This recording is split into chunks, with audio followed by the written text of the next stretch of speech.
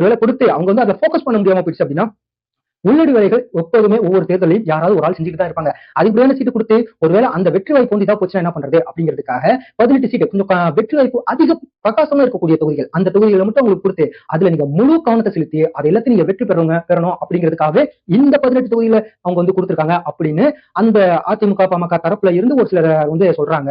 ஆனா இருந்தாலும் நீங்க வந்து சீட்டை குறைச்சதே சரியில்லை அப்படின்னு சொல்லிட்டு பாமக இருக்க ஒரு சில பேருக்கு ஒரு சின்ன வருத்தம் இருக்கதான் செய்யுது. ஆனாலும் இந்த 18 ஏற்கனவே 23 5 தொகுதி ஜெயிச்சாங்க. பல தொகுதிகள் 500 ஓட்டு டிஃபரன்ஸ்ல தான் தோத்து போனாங்க. அப்படி இருக்கும்போது அதெல்லாம் சேர்த்துதான் கணக்கு பார்த்து தான் இந்த தடவை இந்த இதை கொடுத்திருக்காங்க அப்படின்னு சொல்லப்படுது.